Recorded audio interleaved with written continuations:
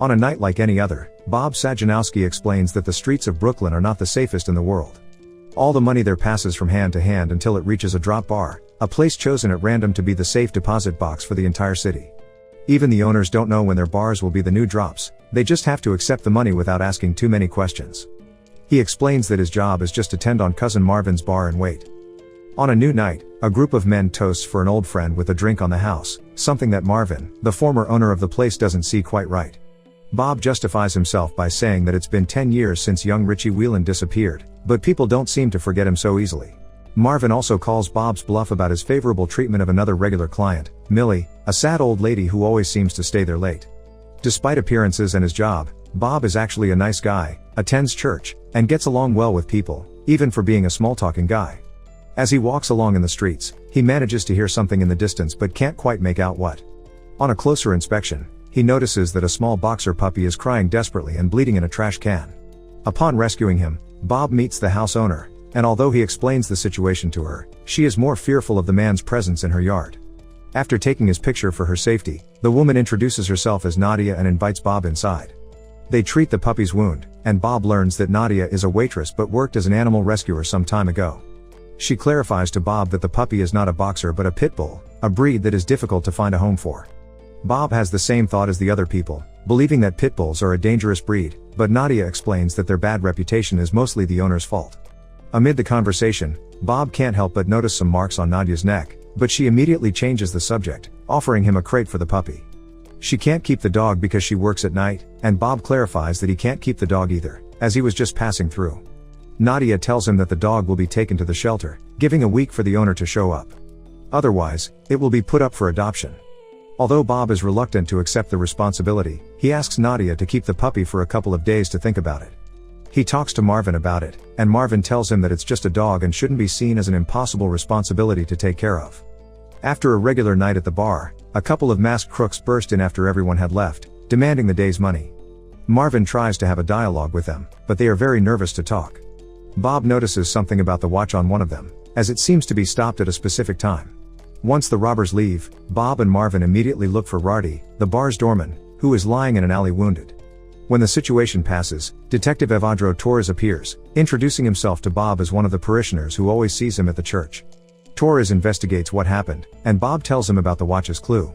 He also comments that only the money from the register was taken, with no mention of any other illicit activity. In their casual conversation, Torres mentions how he has noticed that Bob never takes communion during Mass, but Bob is defensive, saying that it's his own business. As they leave, Marv criticizes Bob for giving a clue about the watch since the crooks didn't really take the big deal that day, and they shouldn't worry about more. Or at least that's what Bob thinks, and Marvin corrects him that the bar owners will want the money back sooner or later. The following day, Bob is the first to arrive at Mass, and after that, he goes to Nadia's to pick up the puppy. She also hands him a dish and some food, but a few seconds after he leaves, a nervous Bob returns to confess to Nadia his inexperience in owning a dog. Together they go shopping, and Nadia explains the basics. When it comes to naming the dog, Bob settles on Rocco after seeing a particular picture of Saint Rocco in the church that morning. As they drop Nadia off at her house on their way home, a mysterious guy watches them from a distance. This is how Bob starts dealing with his new life as Rocco's owner. Back at work, Chavka Umarov, the bar owner, appears in front of Marvin and Bob with his men, showing them how they have an injured guy in the back of their van. They talk about the robbery from the other night, and he demands his money back by threatening them. In his investigation, Detective Torres seeks information about Umarov's bar, wanting to know more about Marv and his past with the bar, as he believes he had something to do with the robbery. Marvin is nervous at home, and after leaving, he encounters one of the masked robbers, revealing that it was all a plan he orchestrated. The next morning, Bob walks in the park with Rocco, meeting Nadia while passing. She tells him that he can hire her to watch Rocco while he works at the bar, as the Christmas season is over, and she now has one shift less at the restaurant. At Marv's house, his sister Dottie explains to him how their plugged father will be transferred to a worse place due to unpaid expenses. While she mentions unplugging him, Marv insists on keeping him alive, confident in his plan to rob the bar. The relationship between Bob and Nadia improves thanks to Rocco, but when she leaves the park, the mysterious guy returns, praising the dog, something Bob takes with caution. Sometime later, the same guy shows up at Bob's door, asking about Rocco. Bob tells him that the dog now belongs to him, and the guy leaves, but not before grabbing an umbrella and threatening him. On an outing with Nadia, she comments on how Bob is the only one who doesn't ask about her bruises, and he responds by saying that it's none of his business. She confesses to having hurt herself with a potato peeler during one of her relapses. The outing ends abruptly when a waitress asks them to leave because of Rocco. Marv tells Bob about his nervousness about the Umarov affair, feeling that he is being spied on, and Bob mentions the guy looking for his dog. Going out to fix some trash cans, Bob comes across a bag full of money and an arm in it, believing it to be the same money stolen the other night, as it has the same stopwatch on its wrist. He takes it upon himself to bag the arm, with Marvin praising him for how he seems to handle everything professionally but reproaching him for mentioning the watch clue the other night. As they talk, the mystery guy appears back at the bar, greeting Bob and sending his regards to Nadia, indicating his relationship with her. Marvin explains to Bob that the guy is Eric Deeds, a dangerous thug in the slums, and that he should watch out for him, as he is said to be the one who made Richie Whelan disappear. Bob takes care of the arm, throwing it into the sea while playing with Rocco, but right after that, Detective Torres appears, telling him that they are still investigating the robbery. He mentions Eric Deeds and how he used to work at the bar, but Bob denies everything. He then goes to Nadia's to drop Rocco off. He mentions Eric Deeds, starting a small argument with her that concludes with Nadia leaving in a huff. After telling Marvin about this mishap, Umarov shows up at the bar. Bob offers him a drink and the money, which he accepts and comments on how the next drop job is during the Super Bowl night. Bob stops by to pick up Rocco, and Nadia apologizes for her attitude. He's just concerned about her relationship with Deeds and that Deeds is harping on Rocco. Nadia confesses that Deeds used to be her boyfriend, but after a while, their relationship became complicated, so they split up. Bob doesn't judge her and says neither he nor Rocco blame her for anything. She asks him about his relationship with the bar, and Bob tells her that Marvin is actually his real cousin, so they've known each other for a long time. Bob used to be in a crew before, which managed to make a buck back in the old days, but he gave up that life, and now he just hangs out at the bar. In parallel, Marv is looking for Fitz, one of the accomplices in the robbery, who tells Marv about his brother's disappearance. Marv tells him about the Super Bowl job, but Fitz prefers to keep his distance. Before leaving him, Marv asks to close the car's trunk, but when Fitz does so, Marv runs him over from behind, leaving the crime scene in a new car. Bob leaves Nadia at her house, and when he returns, he finds the umbrella that Deeds took a few days ago in Rocco's cage. Marv meets Deeds in a coffee shop and tries to have a dialogue with him. Apparently, Deeds doesn't like the idea of Bob feeling superior with his dog, so Marvin offers him a solution to their problem.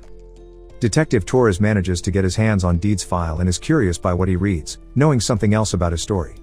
Bob goes to Deeds' house, and Deeds tells him he will let all go if he gives him 10 grand the next day. If he doesn't, he'll go to the police and have his dog back to torture it at his pleasure. Bob then visits Marv and explains that they will have temporary employees for the Super Bowl night.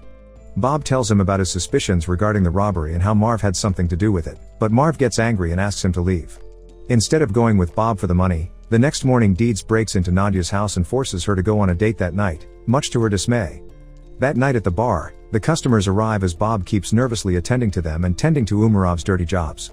Everything seems to get worse when out of nowhere, Nadia appears accompanied by Deeds. Bob talks to the guy and asks him why he's there with Nadia and why he didn't look for the money in the morning. Deeds doesn't give many answers and talks to Marv on the phone, who tells him not to do anything rash. Instead, when the bar closes, Deeds is left alone with Nadia and Bob, who gives him the money but, not pleased enough, he asks to check the safe in just 4 minutes. He threatens to hurt Nadia and asks to see Marv. Bob tells him about how Marv used to be a crook and a gambling lover years ago. Then, one day a guy came into the bar and left with a debt. The kid went to Atlantic City, where he managed to get his hands on 22 grand, managing to pay Marv back. However, they had to get rid of the kid for safety's sake, who they now saw as a business opportunity. Bob took matters into his own hands, disposing of the boy almost inhumanely.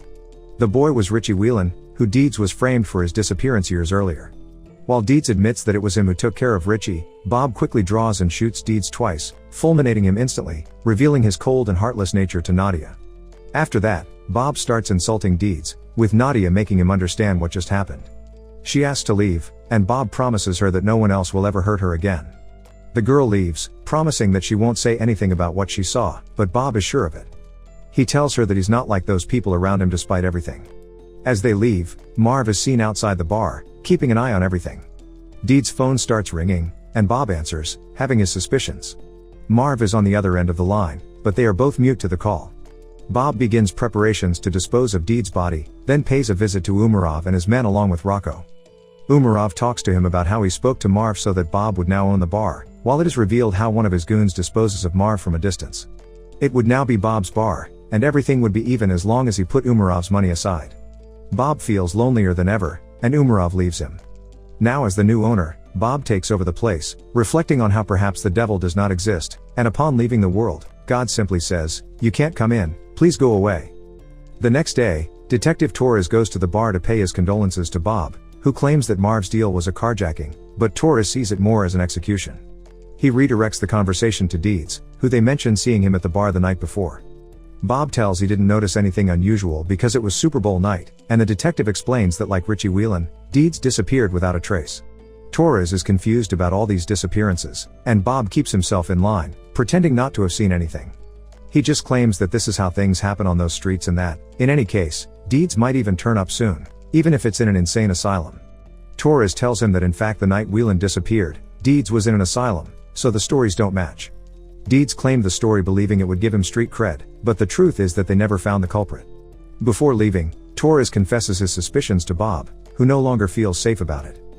Bob takes Rocco for a walk to Nadia, to whom he offers to never hear from him again just by saying so. Instead, she goes to get her jacket, with Bob and Rocco excitedly waiting for her outside. Make sure to subscribe and turn on notifications so you can watch more videos like this. Thanks for watching.